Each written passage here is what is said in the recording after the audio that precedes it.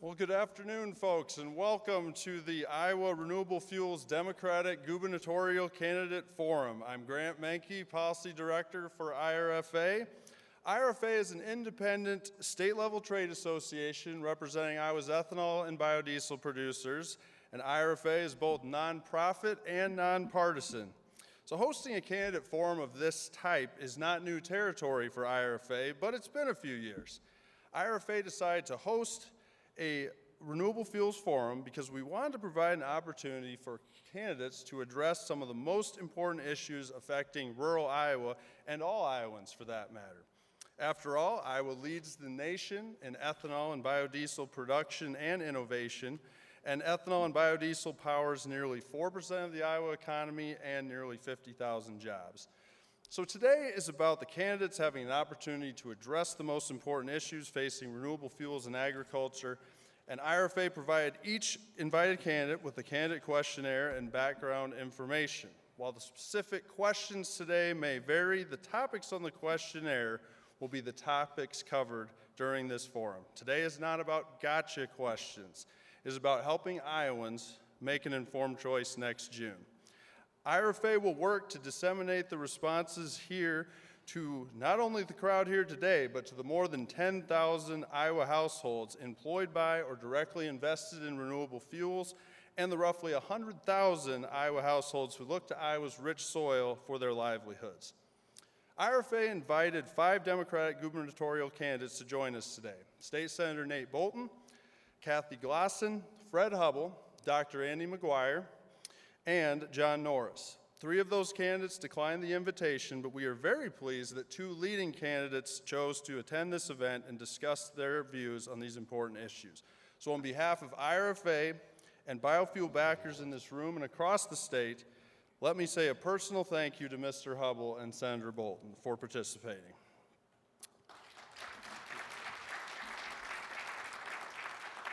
Some real quick housekeeping on today's forum. We strongly ask that the audience remain quiet during the questions and while the candidates are answering. We expect folks to be Iowa nice, of course.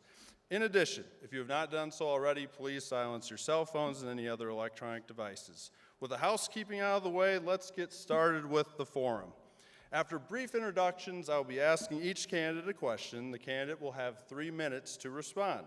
Each round will consist of 1 question for both candidates to answer. The candidate to answer first will rotate with each round. We will use a countdown clock visible to both the candidates and me right at the front of the stage to signal time. When the clock hits 0, the candidates will need to finish their sentence, and at the end of the forum, each candidate will be given the opportunity for a 3-minute closing statement. Based on a flip of a coin, our first candidate to speak will be State Senator Nate Boulton. Senator Boulton grew up in the small Iowa town of Columbus Junction in a proud Union family. A product of a rural Iowa public school who went on to Simpson College and Drake Law School, Senator Boulton lives with his wife, Andrea, in East Des Moines and serves in the Iowa Senate, representing a district which includes the state fairgrounds and the state capitol. Senator Boulton is a practicing attorney, and he has also taught classes as an adjunct professor. Finally, he has also found time to run 37 marathons somehow. So ladies and gentlemen, please welcome State Senator Nate Boulton. The second candidate to speak will be Mr. Fred Hubbell. Mr. Hubbell is an Iowa community leader, businessman, philanthropist, and a dedicated husband and father. After meeting his wife Charlotte in law school at the University of Iowa, Mr. Hubbell went on to lead some of Iowa's biggest businesses, employing thousands of Iowans, first as chairman of Yonkers and later as president of Equitable of Iowa. Mr. Hubbell's history of public service in Iowa includes serving as chairman of the Iowa Power Fund and as an interim director of the Iowa Department of Economic Development. Mr. Hubbell and his wife Charlotte have three children and 3 grandchildren. Please welcome Mr. Fred Hubbell. Okay, let's get started with round 1. I will read the question to both candidates and Senator Boulton will answer first. With the support of 36 governors, Congress and former President George W. Bush passed and signed into law the Renewable Fuel Standard, or the RFS, in 2005. The RFS was then expanded in 2007. The goal of the law was to reduce petroleum imports, enhance consumer fueling choices at the pump, boost the rural economy, and reduce the environmental impacts of petroleum-based fuels. In all respects, the RFS is well on its way to achieving those goals. Recently, bills have been introduced in Congress to gut the RFS.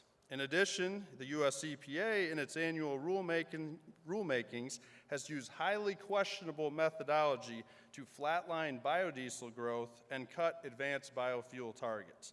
The entire biofuels community has rallied behind the banner of "Don't mess with the RFS," and throughout the history of the RFS, 3 Iowa governors have championed the law and ensured Iowans' voice was heard in D.C.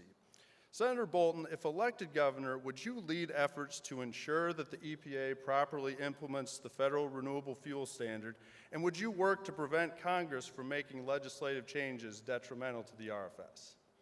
Well, thank you for the question, and thanks for the opportunity to visit with you all today. I appreciate the chance to talk with you about some of these issues, and I love being called a leading candidate and knowing I'm not going to face gotcha questions, so I appreciate that too.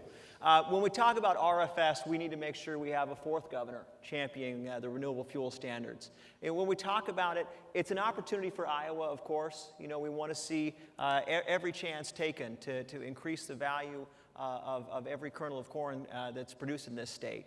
But also it adds stability to our Iowa economy and stretches it out nationwide. When we have exclusive dependence on fossil fuel, petroleum, we make ourselves susceptible to increases in oil prices when there are natural disasters that strike. When Hurricane Katrina, for example, struck the Gulf, we were able to somewhat reduce the impact of that loss of petroleum by having Iowa corn and ethanol available at the gas pump. We can do those things by protecting the renewable fuel standard to ensure we continue to invest in renewable fuels. As we look at the opportunities in front of us, think about the ways not only can we maintain the renewable fuel standard, but see that we have more states across the nation making the products available at their pumps. When we look at the future of answering climate change, answering pollution, we see the chance right here in Iowa being started with our ethanol production, with our biofuels that are far better for the environment, cleaner burning, reducing tailpipe emissions, as well as an opportunity to stabilize our economy and protect from the swings of up and down petroleum prices by adding in the security of our grain production. So yes, we need to make sure that our next governor in this state does champion RFS and works as a leader on the federal level as well as here at home to do that. Thank you, Senator Boulton. If elected governor, Mr. Hubbell, would you lead efforts to ensure that the EPA properly implements the federal renewable fuel standard, and would you work to prevent Congress from making legislative changes detrimental to the RFS? Thank you. It's my pleasure to be here today and to have an opportunity to discuss these important topics with you. Let me start by reminding everybody that in 2007, Governor Culver asked me to chair the Iowa Power Fund Board, which I did for the next 4 years. And during that 4-year time frame, that board invested in a number of different projects, but 25 of them were in biofuels and biomass all across this state for over $50 million of state money. We had a board that made up of Republican and Democratic elected officials, plus a lot of citizens from around the state that were involved with that industry, including Lucy Norton from this industry was on our board.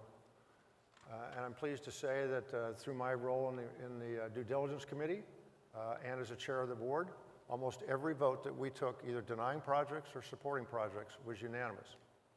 So I'm quite familiar with the renewable fuel industry because we looked at probably, if we approved 25, we probably looked at 75 different projects. And we didn't approve any ones that didn't create value for our state. So we were demanding, which we should be with taxpayer money. But the experience allowed me to have some familiarity with the renewable fuel industry.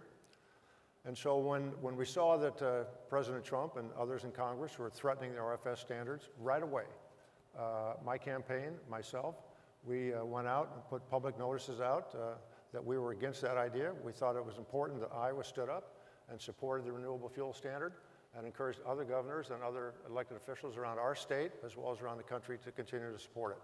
It's not only good for Iowa, it's good for the country, because renewable fuels give the state more energy sufficiency, but also the country more energy sufficiency and less reliance on foreign oil. And it's also more environmentally friendly and more cost efficient than just regular petroleum-based fuels. So It was the right thing to do, to go out and tell the members of Congress and the President that they were moving in the wrong direction, and it was important that they know that somebody in Iowa was standing up for Iowa agricultural industries. Thank you, Mr. Hubbell. On to round two, which will go back to Mr. Hubbell. Corn-based ethanol is the original renewable fuel, but it remains one of the most dynamic renewable fuels as well, innovating and improving each year. Yields and energy balance for ethanol production continue to go up, while natural gas use, electricity use, chemical use, and water use continue to go down. Corn ethanol also helps reduce greenhouse gas emissions by 43% compared to gasoline, and helps reduce polluting substances from tailpipe emissions such as carbon monoxide, exhaust hydrocarbons, aromatics including benzene, toxics, and fine particulate matter. Finally, corn ethanol is the cleanest and lowest cost source of fuel octane on the planet, helping to boost engine performance while saving consumers money at the pump and improving air quality. Yet, some national candidates have come to Iowa and pledged support for advanced biofuels, but have refused to specifically support corn ethanol. Mr. Hubbell, do you support the expanded production and use of corn-based ethanol? Well, I would say that you give a pretty good reasons in the question to go ahead and continue to support the use of corn-based ethanol because it is environmentally friendly, it is fuel efficient, and it's also very important to the success of not just the ag economy, but the entire economy of our state and the Midwest. But importantly, let's not just focus on corn-based ethanol as it is today. The whole Power Fund idea from Governor Culver and the legislature back in 2007 was to make sure that our state invested in new technologies to keep Iowa in the forefront of renewable fuels, renewable energy, energy efficiency, and energy education all across our state. Because we were in the lead at that time, but we wanted to stay in the lead. And that's what we need to continue to do. Corn-based ethanol is a good business. We want to continue to promote it, but we also need to continue to promote and support innovation in our ethanol industry. There's a plant up in Emmitsburg, Iowa, that the Power Fund funded. It's a POET plant. It's a cellulosic ethanol plant. We need to continue to invest and innovate in plants like that so that we can move to the next iteration of corn-based ethanol to get even more fuel efficient, higher octane, and more environmentally friendly. Thank you, Mr. Hubbell. Senator Boulton, do you support the expanded production and use of corn-based ethanol? Yes, is a simple answer to that question. When we look at ethanol and the things that have been done just in a short period of time to increase the opportunities for Iowa farmers, but also to really increase the opportunities for our petroleum industry as well. Ethanol can increase the octane levels of gasoline in your gas tank using more diverse sources of petroleum. So this isn't a winner and loser thing as much as we hear that from Washington, D.C. It's an opportunity, yes, for us to grow Iowa's economy, yes, to have something that is environmentally sound as well as economically sound, but also it presents more opportunities than setbacks. And as we continue to do more in research and development of ways to make ethanol much more affordable and support ways to make it more accessible in gas tanks across the nation, we're going to see those opportunities more and more stabilized. And what I want to emphasize again is it's not just good for Iowa's economy. It's a stabilizing factor in the national economy. That we have access to quality ethanol as well as an environmental impact. So absolutely, I think there's going to be a lot of agreement on the stage today, and this is another example. Thank you very much, Senator Boulton. For round three, we'll go back to Senator Boulton. Helping to offset the cost of installing renewable fuels infrastructure continues to be the most important component of expanding the availability and use of higher ethanol and biodiesel blends. The Iowa Renewable Fuels Infrastructure Program has been a successful tool in encouraging Iowa retailers to offer more renewable, cleaner burning fuel options to consumers. Since 2011, $2.45 million in annual cost share funding has been made available to Iowa retailers interested in upgrading their fueling systems to offer higher blends of ethanol and biodiesel. Since the IRFA program's inception, over $30 million in cost share funding has been awarded, which then spurred over $135 million in private investment. Not a bad bang for the buck or ROI. While many retailers have added renewable options, there are even more who haven't done so. Funding for the RFIP program is critical to achieving Iowa's renewable fuels goals. Senator Boulton, as governor, would you support securing continued funding for the Iowa Renewable Fuels Infrastructure Program? Yes, absolutely, and it's critical for us to be able to market renewable fuels at the pump, to be able to see more and more options available to consumers. And this is about the forward thinking we need in terms of the future of renewable fuels, having that accessibility at every marketplace we can possibly find. And when we think about the future, we think about, for example, at the pump, changing from credit card readers to chip readers and things that we can be doing at the same time. This isn't an Apollo program where we are talking about technology that doesn't exist. We're not asking, vendors to do something that is out on some late-breaking technology. This is something that's available to add more markets and again, increase the diversity of options at the pump for consumers, as well as support our economy. So absolutely, I think we need to do everything we can with those infrastructure investments to make more and more markets available for ethanol and renewable fuels, as well as give customers those options as well, right there at the pump. Thank you, Senator Boulton. Mr. Hubbell, as governor, would you support securing continued funding for the Iowa Renewable Fuels Infrastructure Program? Well, let me begin by saying that I think it's a very important program. If I were a retailer, I would certainly appreciate the opportunity to have some support in putting new pumps into my gas stations and making that initial investment. And I particularly appreciate the way this credit works because it is a public-private partnership between the state credit and the retailer, each putting in funding for it. I appreciate that there's a 5-year commitment for the retailer to continue to offer the renewable fuels because we shouldn't be giving credits unless there is a long-term commitment. And I also appreciate that there is a cap on this particular credit. All those are characteristics of what I personally feel are good tax credit programs. But let me go back to when I was at the Power Fund. I mentioned earlier that we were very strict in reviewing all the projects that came to the Power Fund. We reviewed over 400 projects and only approved 60. And the difference usually was what is the return to the Iowa taxpayer? And that's very important because we're talking about taxpayer money here. So I am very clear we have a serious budget problem in our state today. Very serious budget problem. We went from $900 million surplus to $144 million of borrowed money. We've been cutting education funding, cutting healthcare funding, cutting infrastructure funding, cutting the judiciary. We have serious fiscal management problems. So what do you do with all the tax credits, tax deductions out there? I actually participated in a tax credit review panel in early 2010.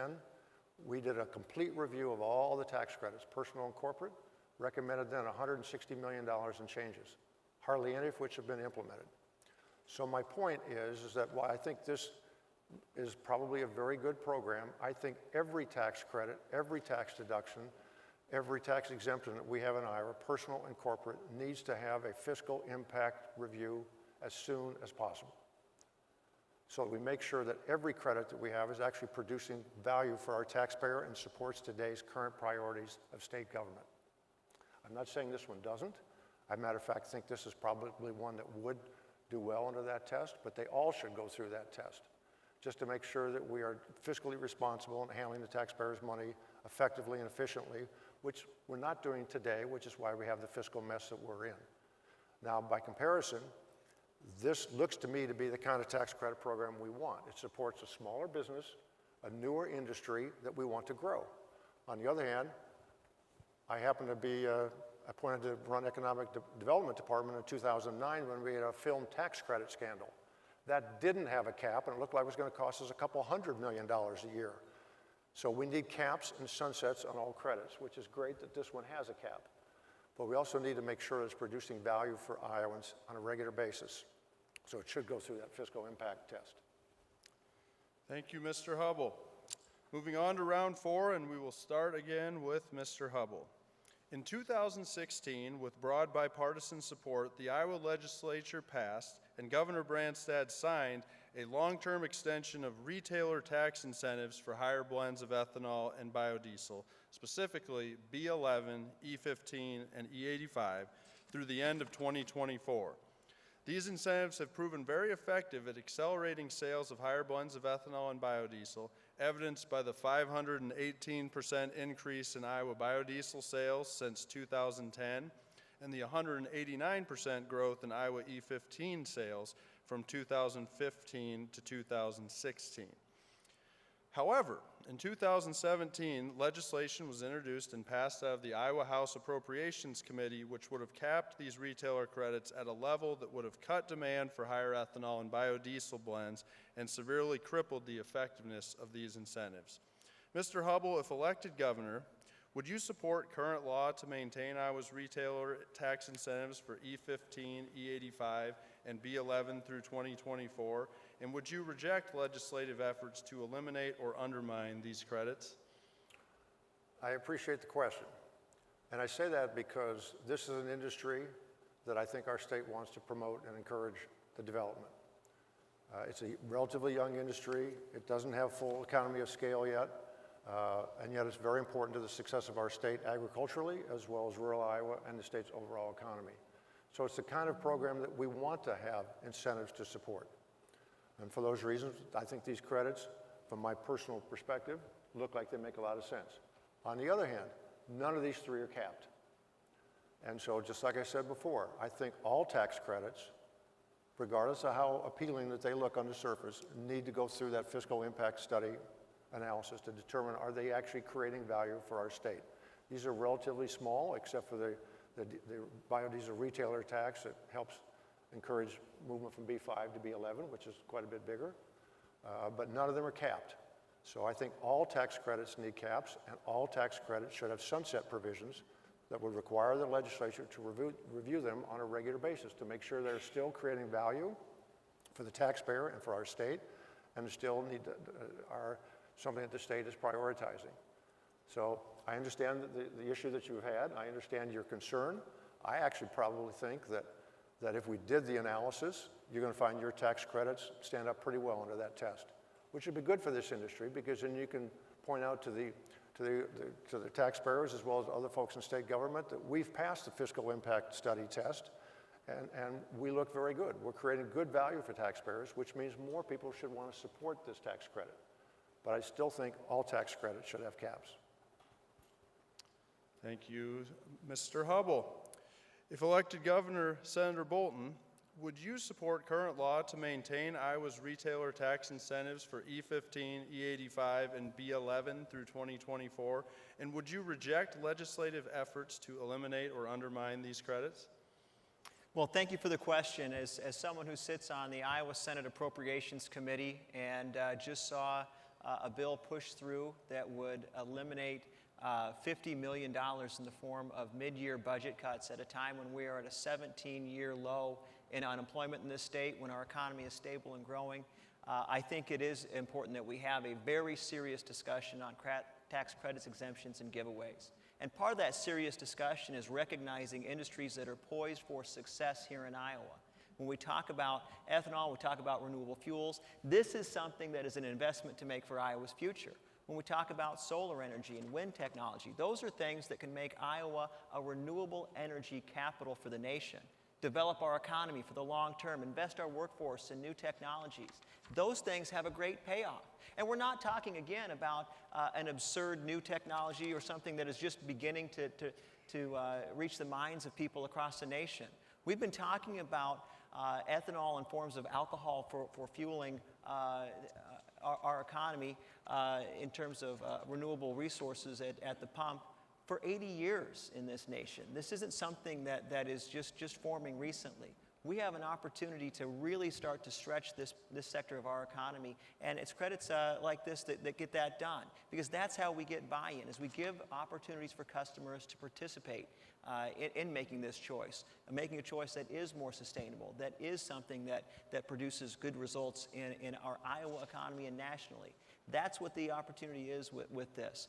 We need to use every incentive we can to bring along the auto manufacturers, the retailers, to not only accept but embrace ethanol as a long-term solution for this country. And when we do that, we get buy-in not only from those manufacturers and the retailers, but from the auto workers that work at those factories, from the people that are working in those facilities across the nation. So when we look at things, and I've introduced legislation that would bring better accountability to our tax credits, exemptions, and giveaways, we have to seize on the opportunities that have a long-term payoff for our state and nation. And these are the ones that really can do that.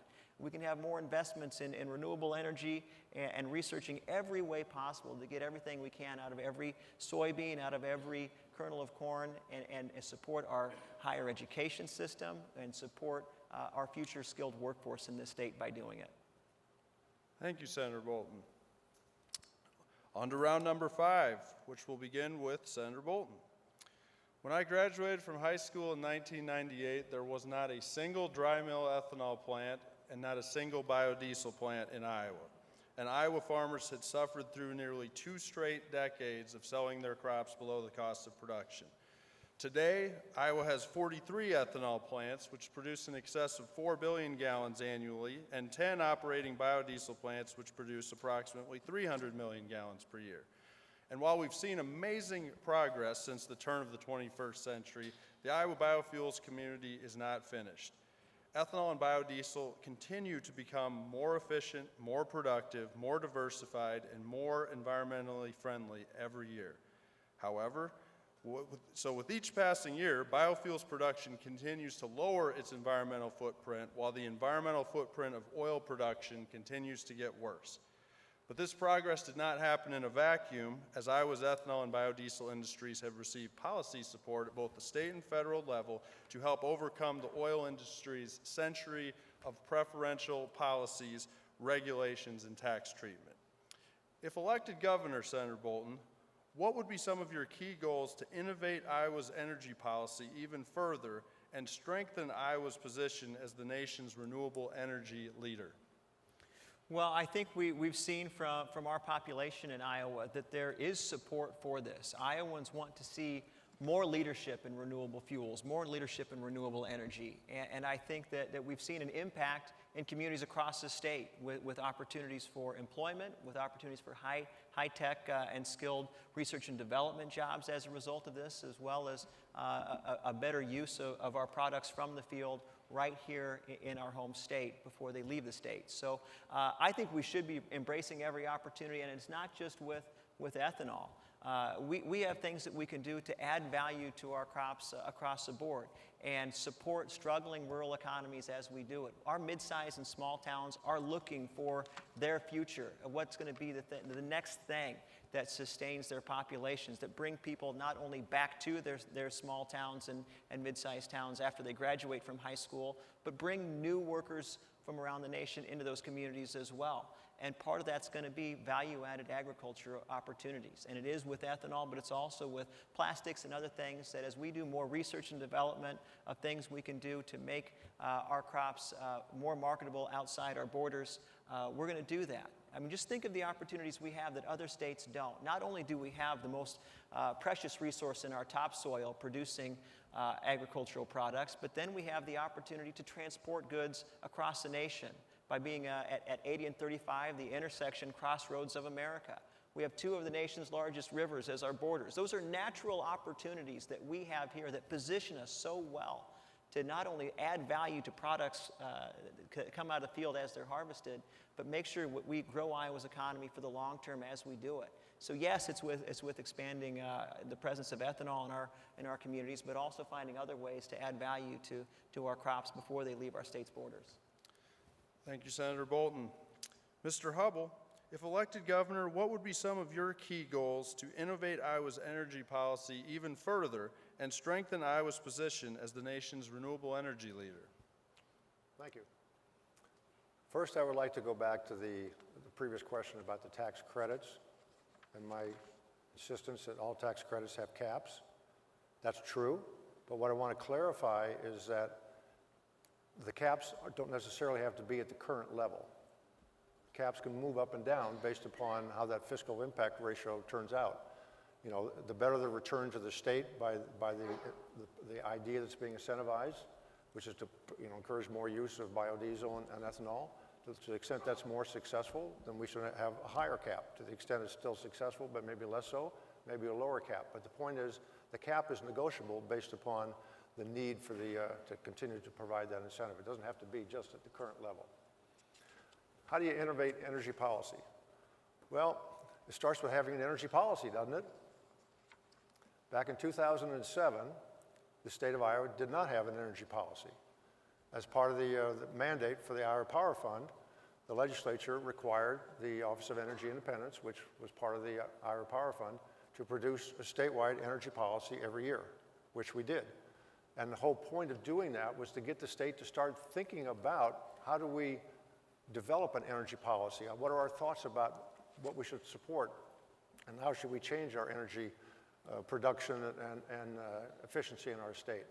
So energy policy to me is all about how do we create more self-sufficiency for our own energy development? How do we create more energy efficiency in our energy usage? And what kind of sources of energy can be used to do that?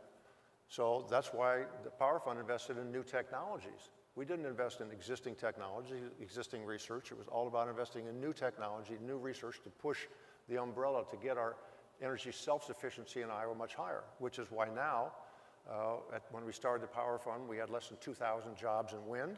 Now we have over 7,000 jobs in wind. And we did that partly because the Power Fund invested in 6 new projects to help the technology of wind advance in our state. We can do the same with solar as an example. Today we have, roughly somewhere, less than 1,000 jobs in solar, but most people don't realize that we have the 14th best state for the quality of our sun to produce solar energy. So that means that we could probably have an opportunity if we really encouraged and supported, incentivized more solar development, more solar installations in Iowa, we could probably have 3,000 to 4,000 jobs there. But it's going to take new initiatives and new innovation to do that. Same is true in this industry, the renewable fuel industry.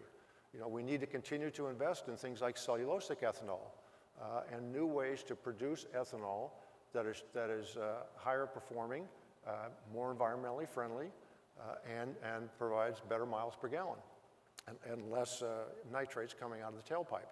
We can do that, but we need to keep investing in new technology in order to do that. Thank you, Mr. Hubbell. Here we go with round number 6. Mr. Hubbell will go first.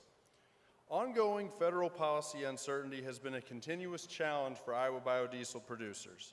For example, EPA's final RFS rule from last year flatlined biodiesel targets, and the industry is currently battling to reinstate the federal biodiesel tax incentive, which lapsed for the 5th time in 7 years at the end of 2016. And all, of course, while the petroleum industry continues to enjoy its 105th straight year of continuous tax preferences. As the national biodiesel industry works through federal policy challenges, forward-looking state policy has been a vital source of stability for Iowa biodiesel plants.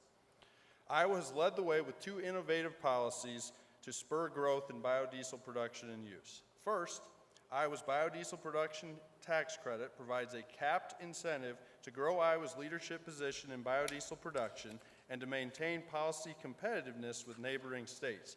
This policy, in part, has led to historic capacity expansion in the Iowa biodiesel industry as 78 million gallons of new production were added over the last year. Second, Iowa's differential fuel tax rate for B11 and higher for B11 and higher biodiesel blends provides a direct benefit to consumers at the point of sale, lowering diesel prices and driving increased availability and use of cleaner burning B11 to the benefit of Iowa's air quality and economy. If elected governor, Mr. Hubbell, would you support the continuation of Iowa's biodiesel production tax credit and excise tax differential for B11 and higher biodiesel blends? Well, we've heard this story before, right?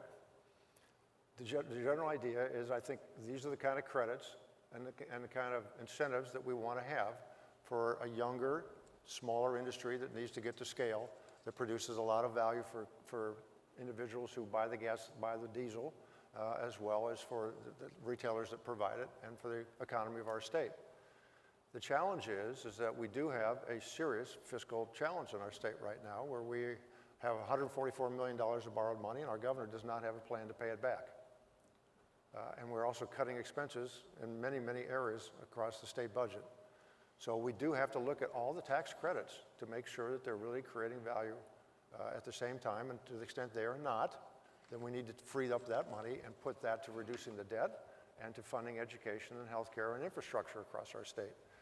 Now, the biodiesel production tax credit is a relatively small one, so that makes sense to continue to support. Biodiesel is still an industry that doesn't have enough scale. It makes sense to continue to support it, but it is an uncapped tax credit. So we should, once we do the fiscal impact analysis, which probably will be very positive, we need to look at where that cap should be. Not necessarily at the roughly $4 million it is today, but we should set a cap that allows some room for growth, but not uncapped. We have some tax credits that grow pretty fast around this state. I know one that in 2009 was $25 million, now it's $40 million. That's a lot of money, just because it's uncapped. Now, as to the other one, the tax differential, you know, that's not necessarily a tax credit, exemption or deduction. It's more of a differential. I don't know what the correct tax term would be, but it clearly incentivizes the individual consumer to buy the biodiesel rather than buy the regular diesel, which is a good idea. Again, we're trying to incentivize people to buy that product to get people more used to it, and retailers making more money off their investment in the infrastructure. So I think that's probably one that, because it doesn't have as much of a cost to it, and isn't strictly a tax credit or exemption, that we want to continue, because it's the kind of incentive and the kind of industry that we want to support. So let's think about it in general. These are the kind of things that we do want to encourage in our state, because they create jobs. They help us develop a new economy and a new industry for our state. They help rural Iowa, which is necessary. But we always need to be thinking about how are they contributing to the overall budget of our state, and are they making a positive contribution? Most likely these two are, but we need to always have that willingness to do the analysis. Thank you, Mr. Hubbell. Thank you. Senator Boulton, as governor, would you support the continuation of Iowa's biodiesel production tax credit and excise tax differential for B11 and higher biodiesel blends? So again, when we talk about these tax credit programs or the tax differential, the goal should always be, what does it, in terms of the question to be asked, what does this do for Iowa's economy short term and long term? And when we look at these tax credit programs and the things that we're doing right now, that's a critically missing question in the equation as we continue to see ham-handed projects that end up costing our state far too much and really reducing our ability to deliver on the things that we need to for strong, secure communities that can deliver potential for Iowa's future. When we look at biodiesel, there's a strategic advantage. We want to be smart and strategic about these programs. We're poised to make the most difference out of this program in Iowa for long-term gain to our economy, quality jobs, research and development, things that can actually get us into an emerging market for biodiesel. That makes sense. We want to see more of that. What we don't need to see is overextension of corporate tax credits, exemptions, and giveaways that don't give us that return on the investment and put us in a position for mid-year budget cuts and raiding rainy day funds at a time when the economy is stable and growing. That's what's costing us right now, just with what was just passed in our Appropriations Committee last Thursday. We talked about investing in education, but yet we saw $19 million proposed as a cut to our higher education institutions at our state universities, $5 million in cuts to our community colleges. We're not going to be able to deliver on the potential for research and development, for the skilled workforce we need in the biodiesel industry, if we continue to put ourselves in a position where we're only cutting from our budget at a time when the sun is shining. What happens to our state if we have a 5-point downturn in Iowa's economy? What happens if we have a natural disaster that really does stress our rainy day funds? If we layer that on top of an economy that's stable and growing, we have serious problems in this state. So when we look at our opportunities, we have to be smart about them. Investments in ethanol, investments in biodiesel, investment in wind and solar technology, renewable energy is something we seize on. So certainly I support those biodiesel programs, and I would support other industries that Iowa is in a position to lead the nation in research and development, in production and marketing. Thank you, Senator Boulton, and I promise no more questions on tax credits. How's that? On to round number 7, and we'll be back to Senator Boulton. E15 is the fastest growing fuel choice in the United States, with over 1,300 stations in 29 states offering the product and over 3 billion miles driven with no issues whatsoever. However, E15 remains disadvantaged as an outdated federal regulatory quirk prevents E15 from being sold year-round to all 2001 and newer vehicles. This inequitable regulatory treatment for read vapor pressure, which is a measure of fuel volatility, unnecessarily limits the sale of E15 in the summer months to only flex fuel vehicles, and it remains the biggest impediment to retailers making the switch to offer cleaner burning, lower cost, higher performing E15. Either the EPA or Congress could create summertime RVP parity by granting the same volatility waiver to E15 that E10 receives, but the petroleum industry is fighting tooth and nail to oppose this change and to maintain its nearly 90% stranglehold on the transportation fuel market. Senator Boulton, as governor, would you work to encourage both the EPA and Congress to establish RVP or volatility parity for E15 so that it may be sold year-round? Again, short answer is yes. I mean, when we look at the mission of the Environmental Protection Agency, we think about, environmental protection. Clean burning fuel should be part of that mission. And when we see regulations that actually inhibit the ability of consumers year-round to have access to something that reduces greenhouse emissions, that has the opportunity to lessen our exclusive reliance on fossil fuels and non-renewable resources, we should have serious concerns about the mission of the Environmental Protection Agency. So when we look at this, absolutely, Iowa should be a leader in making sure that our delegation is standing up for opportunities for people to have year-round access to higher blends of ethanol at the pump and in their vehicles. And again, when we look at the whole purpose of what these regulations do, they're frustrated by the fact that this is an outdated mentality that doesn't really impact the environment the way ethanol accessibility would in a positive way. So when we have that argument, I'm happy to stand up and say that we are in a position not only to make better use of technology by making it more accessible at the pump, but we're doing a better job for our environment and our long-term future. Thank you, Senator Boulton. Mr. Hubbell, as governor, would you work to encourage both the EPA and Congress to establish RVP or volatility parity for E15 so that it may be sold year-round? Well, I'm glad we don't have another tax credit question. Yes, the answer is yes. We all know that ethanol is clearly more energy efficient and more environmentally friendly than just straight petroleum-based gasoline. So we should encourage E15 year-round. The science that they're using to prevent us from using E15 has been pretty well debunked as not valid science at this point in time. But big oil seizes upon it as an opportunity to maintain their monopolistic position. We shouldn't be surprised about that. So our challenge is to make sure that we educate the consumers and we educate Congress and the EPA that this does not make sense. And in fact, some people have already started to talk about maybe we should be considering even higher blends of beyond E15, E20 or E30, because of the environmental benefits, as well as the energy efficiency and the lower cost of gasoline to the consumer and the benefits to the retailer.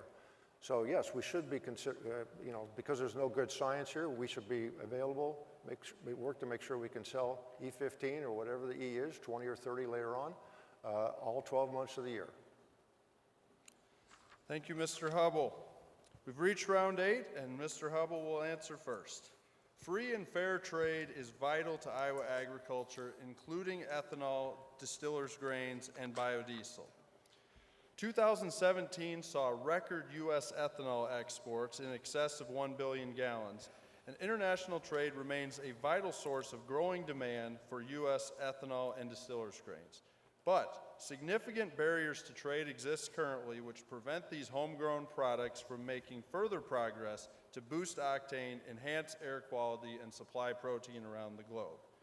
On the biodiesel front, market-distorting trade policies from Argentina and Indonesia led to the U.S. diesel market being flooded with illegally subsidized foreign biodiesel over the past few years. However, both the U.S. Department of Commerce and U.S. International Trade Commission have taken action and put countervailing duties in place to level the playing field for U.S. biodiesel. With historic ending stocks of both corn and soybeans, Iowa's farmers and Iowa's economy are in urgent need of additional market demand, both domestic and international.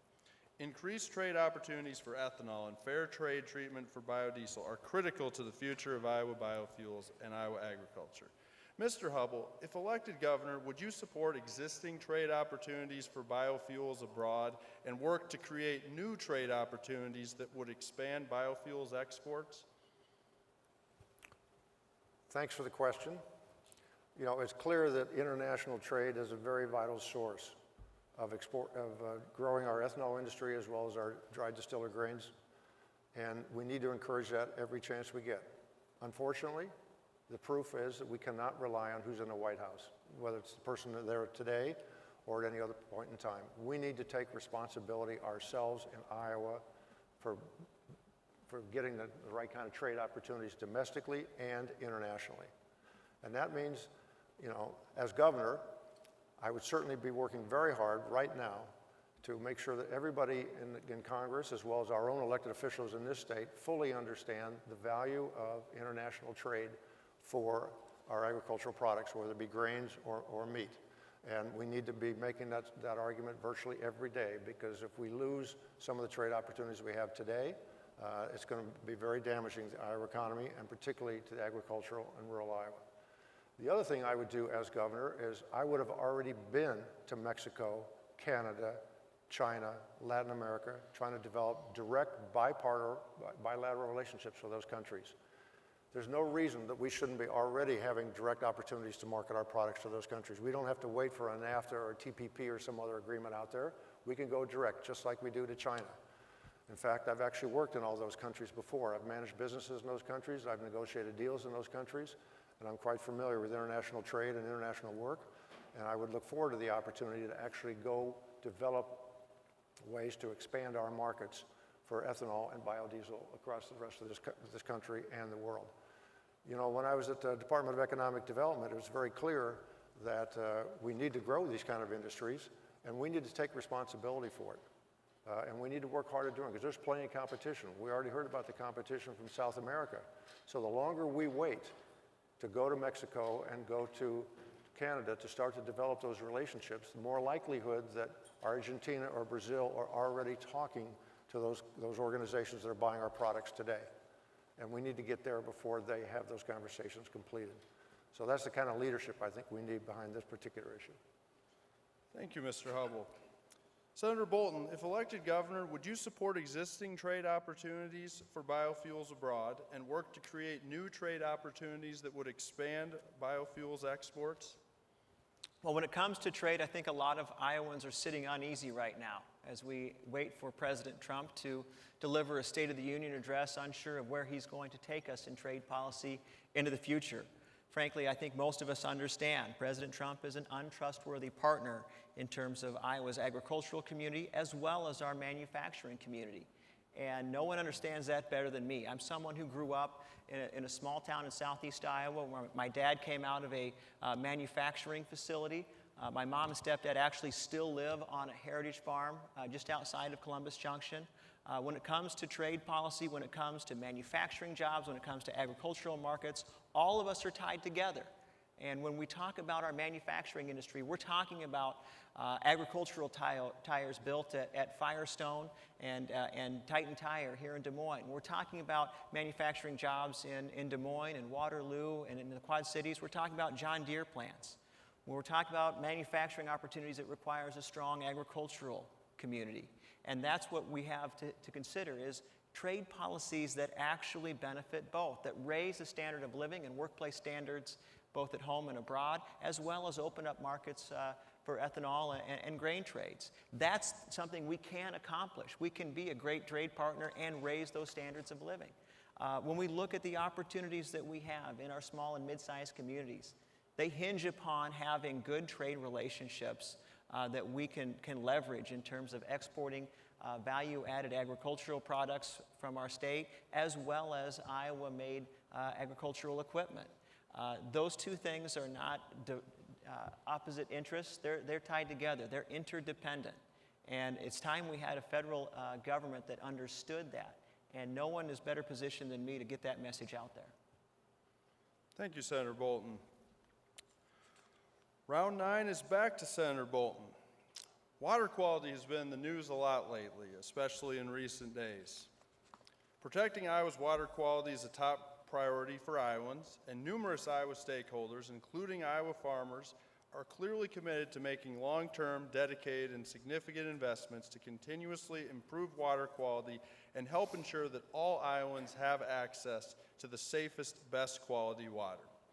After 3 years of work on water quality legislation, the Iowa legislature passed Senate File 512 last week, a bill that will provide $282 million in new funding over the next 12 years to continue implementing Iowa's nutrient reduction strategy and to support water quality efforts, dollars that will be matched by federal, private, farmer, and landowner investments for conservation projects happening across the state. Senate File 512 now awaits Governor Reynolds' signature. Now, while support for Senate File 512 is not unanimous, and it was clearly not the approach favored by other of the candidates on the stage, there seems to be universal agreement that this is not the end of the discussion on water quality issues or efforts.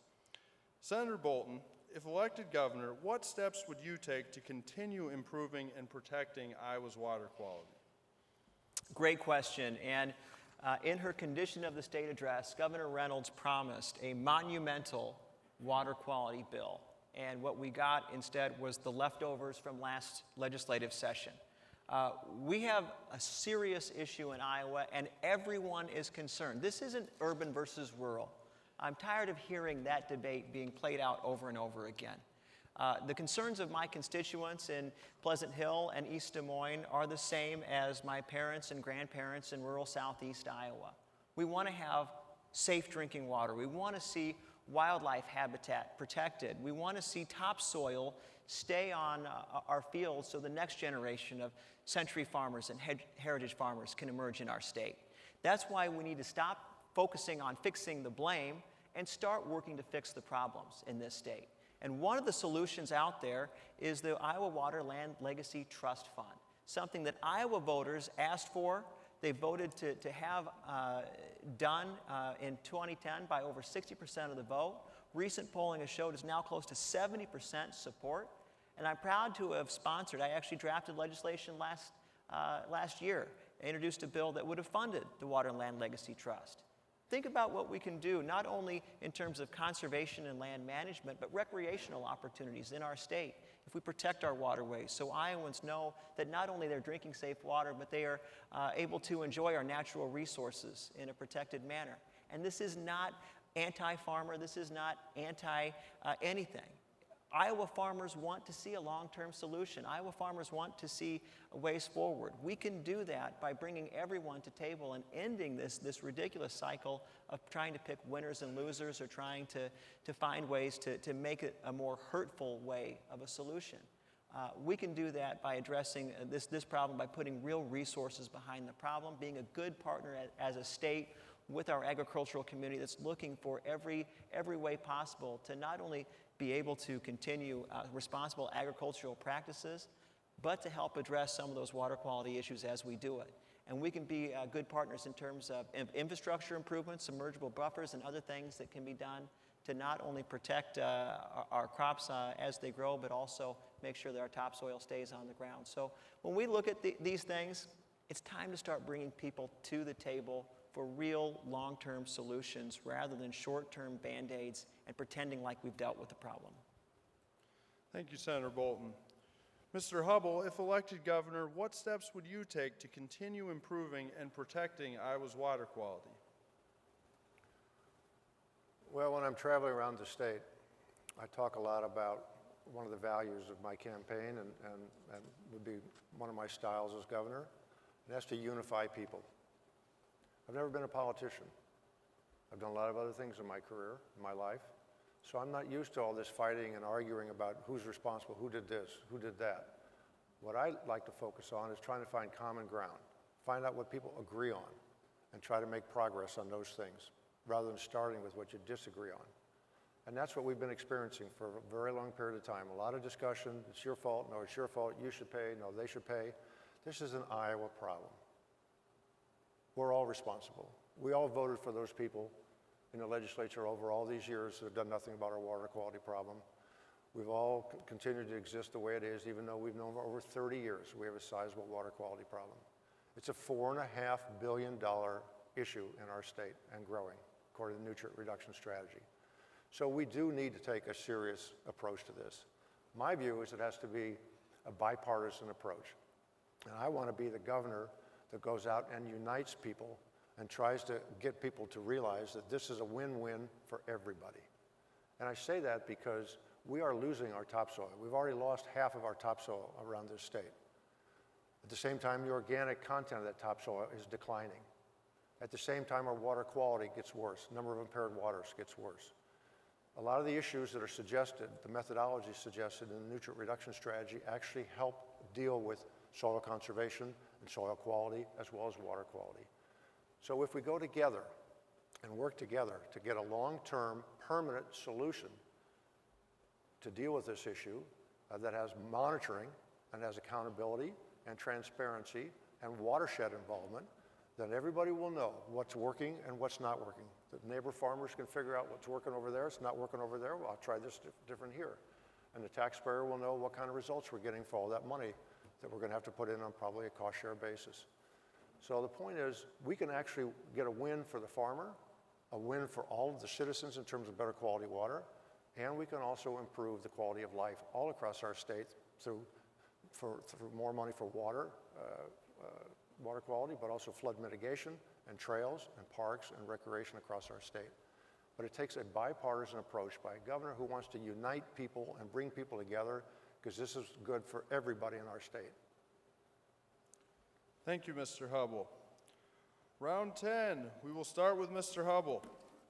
According to Iowa State University economist Alejandro Plastina, while agriculture accounts for less than 10% of Iowa's overall economy, when related industries such as equipment manufacturing and ag lending are included, ag makes up nearly half of the Iowa economy. So it's no surprise that the stagnant farm economy has slowed Iowa's growth with low commodity prices and 4 straight years of farm incomes below the cost of production. Declining farm income was the leading cause of the slowdown in Iowa, according to the U.S. Bureau of Economic Analysis, and sluggish growth also hurt agriculture and manufacturing, lending, land rental income, and other industries tied to farming. Iowa's revenues have also been lower than expected due to the soft ag economy. Mr. Hubbell, if elected governor, what steps will you take to help turn things around and restore growth to the Iowa ag economy? Well, this is one of the most important questions we're facing in our state, because agriculture is a very large and important part of the overall economy of our state, and it affects many parts of the countryside, if you will, across Iowa. So first of all, what I would do, as I described earlier, is I would work hard to ensure existing markets and develop new markets by traveling around the country and traveling around the rest of the world to help develop direct bilateral relationships with countries like Canada and Mexico, so we don't have to rely on what a president does or doesn't do, but we can actually develop those markets ourselves. Same with Latin America and same with Asia. Those are opportunities that are sitting out there, and as governor, I would already be moving right away to be able to implement those opportunities. Secondly, my view as to how you can help grow the ag economy is to invest in the kind of businesses in our state that make sense to invest in. Rather than sending tax credits to Apple with very few jobs and the money goes out of state, I would like to make investments in renewable energy and wind and solar all across our state, create more jobs, create more income in rural Iowa, and help enhance the renewable fuel industry and renewable energy industry in our state. That's how we should grow our economy. It's what I call growing the economy from the ground up, rather from the top down with all these tax credits that we like to give away. Then there's also the issue in rural Iowa about we need more young farmers. We need more young people who are willing to go live in rural Iowa and start a farm and get, whether it's an organic farm or maybe it's a a little small, medium-sized farm that has more diversified agriculture than what we see a lot of today. I hear a lot of farmers when I'm traveling around the state saying, what are we going to do to get more young people into farming? Well, we're going to need to incentivize that. We're going to need to encourage it and be their partner to do that, because that could be the future of diversifying our existing agricultural economy so it's not as strictly dependent upon row crop agriculture and large animal feeding operations. At the same time, we need to invest in housing in rural Iowa. One of the biggest issues across our state to recruit and keep people in rural Iowa is lack of good quality housing. And if we're not going to be willing to invest in that as a state to encourage people to move back to rural Iowa and go to work as a farmer or go to work in the community while the other spouse or child works on the farm, then we're going to have a difficult time growing our ag economy. Quality of life is also very important. And part of that is good education and good health care in rural Iowa. If we can't keep those rural Iowa hospitals and medical clinics open, if we can't support those schools, then we're going to have a difficult time growing our ag economy because we're going to have fewer people living out there and we're going to have less support for the people who are there. So it takes a holistic approach, but it's going to take a focus on doing what's right with the resources that we have available to us to invest in renewable fuels, trade markets, education, infrastructure, and housing all across the state. Thank you, Mr. Hubbell. Senator Boulton, if elected governor, what steps will you take to help turn things around and restore growth to the Iowa ag economy? Well, you got a sneak preview of my answer earlier as we talked about just how interdependent our manufacturing communities and other communities are in terms of our ag economy and the rest of our economy in this state. Our state can be a much better partner to our agricultural community, and it's a shameful thing that we have to say that in a state that should always understand how important agriculture is to our success. I recently took the opportunity to go to Ames and tour the Iowa Veterinary Diagnostic Labs. Horribly out of date and undersized facilities given the nature of the challenges that we see as new threats and outbreaks may appear, as more and more diagnostic testing needs to be done to stay ahead of threats to our livestock communities. We can invest in things like that and enhance our educational system as well and support our Regents institutions as well as add more security to our food supply and safety. We can invest in businesses with targeted opportunities for growth in terms of getting the most out of the products that come out of our fields, as I said, before they leave our state's borders. We're talking about research and development, light manufacturing, and they're products that people across the nation want to see better investments in. Biodegradable plastics, for example. Those are things that we really can market to our strength with. As we look at opportunities in energy policy, yes, it's biodiesel, yes, it's ethanol, it's also wind and solar opportunities that have us investing in Iowa to be a capital for the answer to climate change, renewable energy sources to power our state and our nation's future. As we look at investing in our rural communities, one thing that will really threaten the quality of life in our agricultural sector is the quality of life in rural Iowa. When we look at for example, the Apple deal that was mentioned, $20 million in state coupons handed off to the wealthiest corporation on the planet. That money could have funded over 260 Main Street Iowa grants, helping local businesses with new storefronts, with partnering public resources at the local level and private resources at the local level for long-term community economic development. Recreational trails and enjoying our natural resources in Iowa. I'm proud of the work my wife Andrea does in promoting and protecting resources and enhancing tourism in Iowa as the Trails Director for the Iowa Natural Heritage Foundation. Recreational trails are good opportunities to expose people to rural Iowa and put out the welcome mat for people to visit our small and mid-sized communities.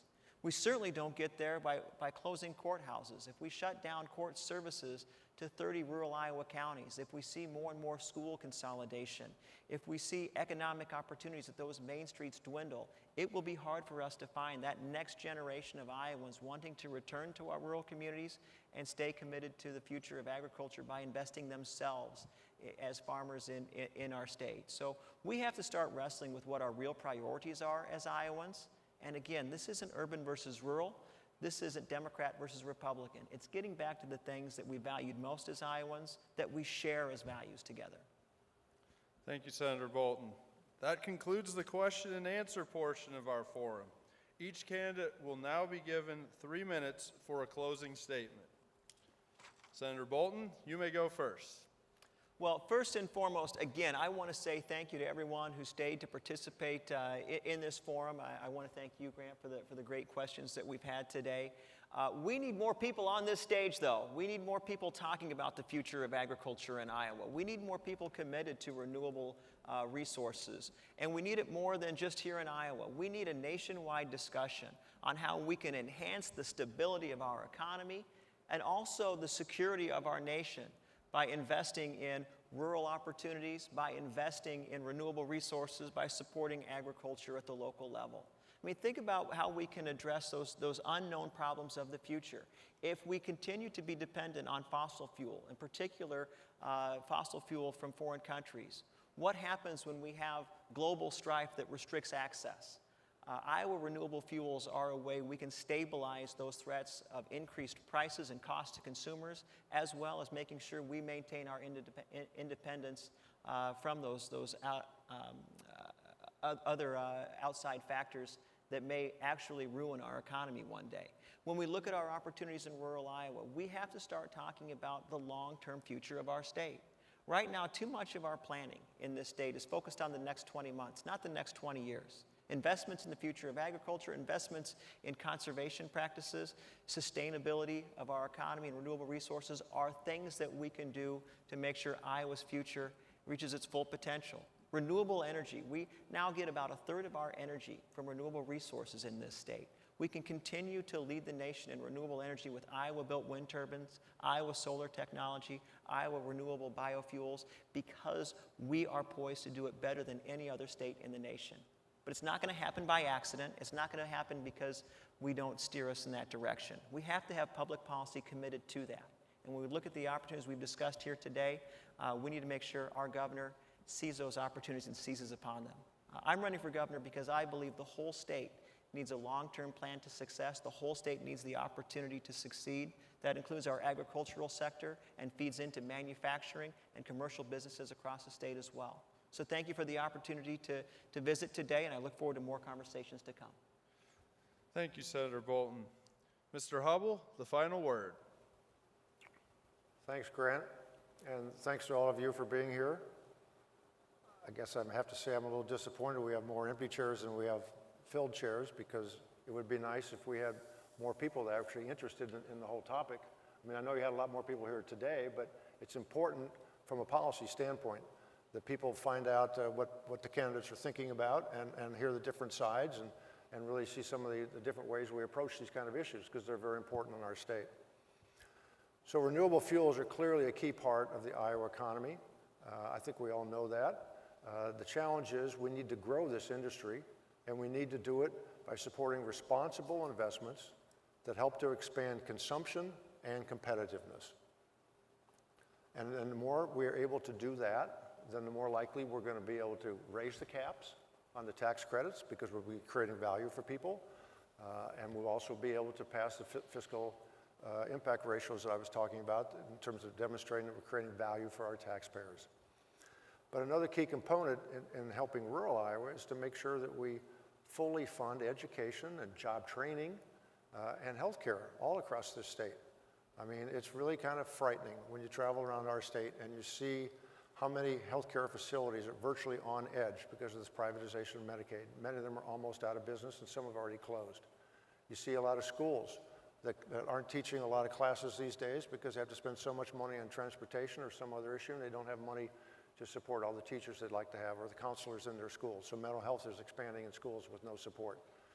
You know, we need to readdress the priorities in this state and make sure that we're investing and trying to grow our economy in a smart, effective way by supporting industries like this one, supporting energies like wind and solar, and discontinuing giving away wasteful corporate tax credits to businesses that either don't need them or businesses that aren't giving us back full value for the money we're giving them. I alluded to that when I talked about the extensive credit review that I was part of in 2010, the Iowa Department of Economic Development. There's a lot of money there, and we need to look at that again find out which credits are not creating value, and to the extent they're not, move it back into supporting businesses and industries like this. I've worked in economic development, I've worked in the private sector, I've worked in the power fund, helping to create jobs, helping other organizations to expand and grow, both domestically and internationally. And that's the kind of experience that we need right now, because we have flat income growth in our state because we're not growing revenues. It's because we're not spending the state's revenues wisely and we're not growing. We need somebody who's got the experience of helping industries grow and helping make them get the results that Iowans need, taxpayers need, and that the state needs. We can't rely on DC and the president to do that for us. We need a governor who's willing to go out there and provide that kind of leadership. So I'm hoping that this industry continues to thrive. I'm more than happy to kind of support it to continue to thrive, because these are the kind of businesses that we need to help our economy grow from the ground up by investing in people and our natural assets like wind and solar and renewables. So thank you all very much. I appreciate the opportunity to be here. Lucy, nice to see you for joining us. And I very much appreciate all that you're doing to help Iowa and to grow this industry, because it's very important to everybody. Thank you.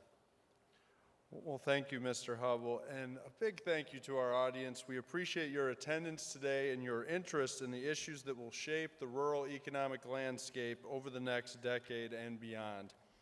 For more information on biofuels and today's topics, please visit the Iowa Renewable Fuels Association website at www.iowarfa.org. That's www.iowarfa.org. And also, video from today's forum will soon be available at the IRFA YouTube channel as well. And we will make sure that video is distributed throughout the industry and our members and supporters. Finally, let me once again thank Mr. Hubbell and Senator Boulton for joining us here today. Your presence speaks volumes for the importance you place on these issues and on rural Iowa. Thank you again, and have a great evening.